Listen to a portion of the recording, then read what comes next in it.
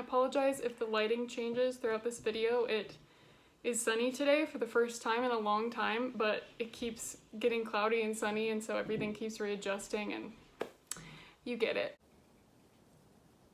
Hello, wizards, witches, and everyone in between. My name is Emma, and today I am going to be giving you my TBR for the InLoveAthon. The InLoveAthon runs from February 10th at 12 a.m. your local time to February 16th. I'm excited about this for a couple reasons. One, I'm very motivated to read a lot of books this year, and so I think a readathon will be kind of help me keep up my pace. And two, I haven't done a readathon in over 2 years, I think, like officially done one. And three, I have a lot of books that I'm very excited to read, so let's get started. So when I first saw the prompts for this readathon, I don't read a lot of romance, and so I don't have a lot of romance books, and the ones I have I've already read, and I am trying not to reread as much this year. So I went to the library, and I ended up with a lot of things. So a lot of, I think more than half of what I'm going to show you are books from my library. So there are 10 prompts for this readathon, and from those 10 you pick 7. So for all the books I'm going to read, I don't know that much about them except what's blurbed on the back.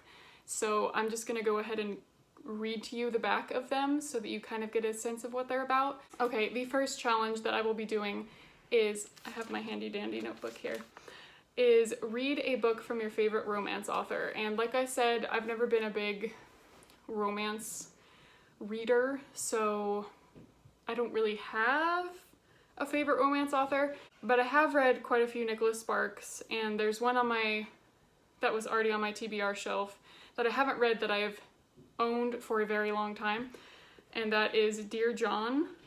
So that's what I'm gonna read. I'm really excited. I am in a romancy mood. I love Valentine's Day. Even when I was single, I loved Valentine's Day just because of candy. Everything's heart-shaped, everything's pink and red, and it's just very cute.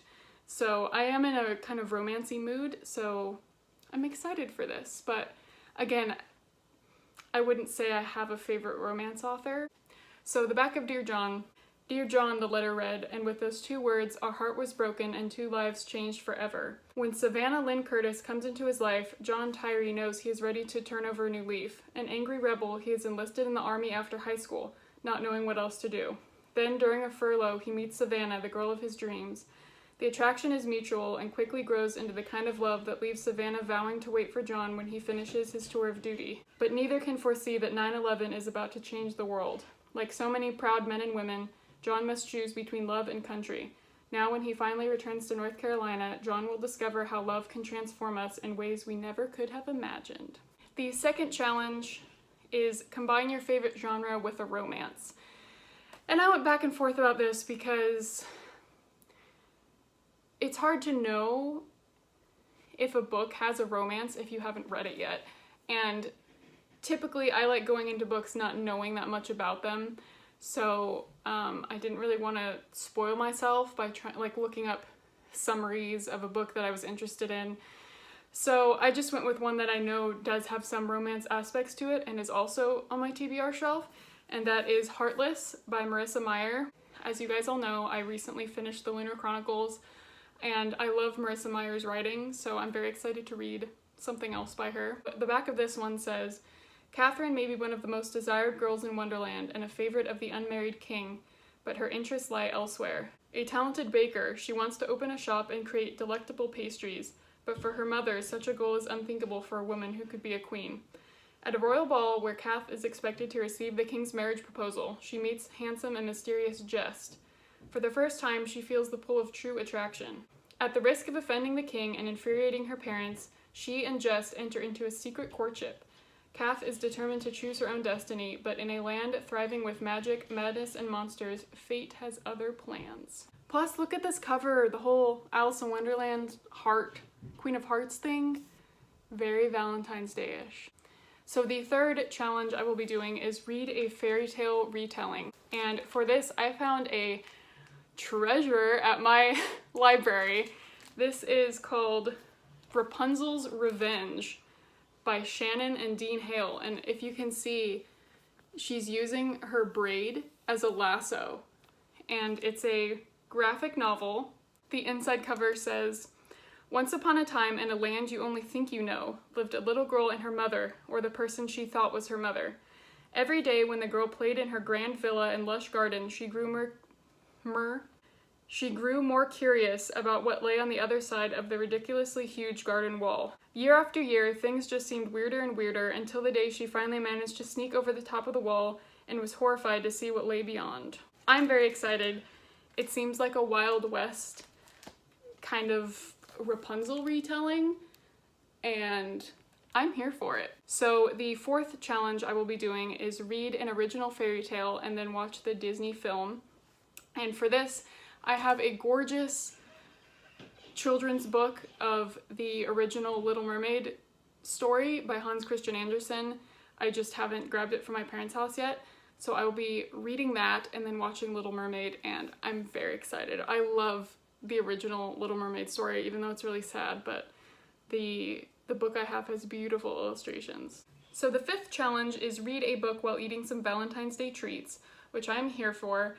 My favorite are the Sweet Tart hearts. For some reason, they're so much better than normal Sweet Tarts. So for this, I will be reading Nimona by Noelle Stevenson, and this is another library find. This is one I have heard about on BookTube for a long time. I've been wanting to read for a long time, and my library just happened to have it, so I'm very excited to read this. I know basically nothing about this other than what the back says, which is, as sidekick and supervillain, Nimona and Lord Blackheart are about to wreak some serious havoc. Their mission, prove to the kingdom that Sir Ambrosius Goldenloin and his buddies at the Institution of Law Enforcement and Heroics aren't the heroes everyone thinks they are. I'm excited. So the sixth challenge I will be doing is read a book that takes place in a location that you would love to spend Valentine's Day. And once again, I got very lucky with this. My library had We Are Okay by Nina LaCour, another one I have been meaning to read for a very, very long time. And this takes place in, or the main character is in New York, so I'd love to spend Valentine's Day in New York. I have heard this book is very sad, so I'm gonna read it with some Kleenex. But the summary of it is Marin? I'm gonna say Marin. Marin hasn't spoken to anyone from her old life since the day she left everything behind. No one knows the truth about those final weeks, not even her best friend Mabel. But even thousands of miles away from the California coast at college in New York, Marin still feels the pull of life and tragedy she's tried to outrun. Now months later, alone in an empty dorm for winter break, Marin waits. Mabel is coming to visit, and Marin will be forced to face everything that's been left unsaid and finally confront the loneliness that has made a home in her heart.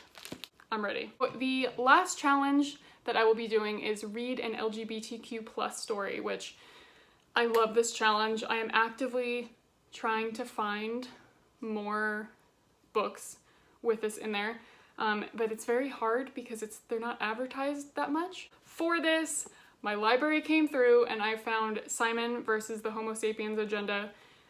This has been on my Goodreads TBR for years, and I'm very excited to finally get to this. And I'm sure many people know the plot of this because of the popularity of this book in the movie, but I have never actually seen the movie, and I wasn't 100% sure of the plot.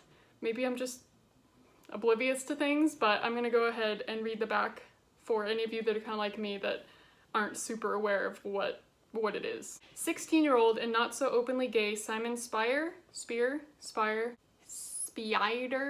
What's that from? That's from something. Anyway, prefers to save his drama for the school musical. Same. But when an email falls into the wrong hands, his secret is at risk of being thrust into the spotlight. Now Simon is actually being blackmailed. If he doesn't play wingman for the class clown Martin, his sexual identity will become everyone's business. Worse, the privacy of Blue, the pen name of the boy he's been emailing with, will be jeopardized. With some messy dynamics emerging in his once tight-knit group of friends and his email correspondence with Blue growing more flirtatious every day, Simon's junior year has suddenly gotten all kinds of complicated.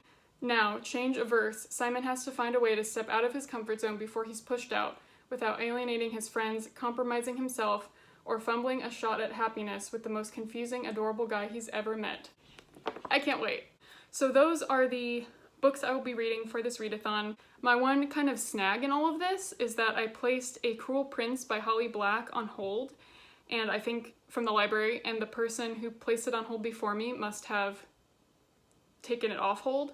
So when I went to check out all these books for this readathon, it was ready for me, but it is a brand new copy, and because it's on hold, I only have it for a week.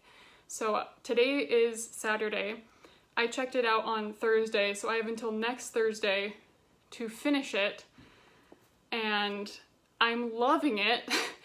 And I need to try and finish this book. I think I can finish the rest of this in like 4 hours. I need to try and finish it before the readathon starts, because I'm not gonna give it back before I finished it. So I have to finish it in the next 5 days anyway. But once the readathon starts, I don't really want to be reading this instead of the books for the readathon. So kind of bad timing, but that's my one snag. So the rest of today I'm gonna spend trying to finish this book in time for the readathon to start. Alright guys, I hope you enjoyed. I will link the creator of the readathon and the readathon video down below. Please let me know if you are participating in the readathon or if you have read any of these books. I will be filming a reading vlog to go with this readathon, so stay tuned for that. That'll probably be up like next Sunday once the readathon's over. I'm hoping that will also help me stay on track, but I love watching readathon vlogs, and so I wanted to do one myself. I hope you guys are all having a great day, and I will see you next time.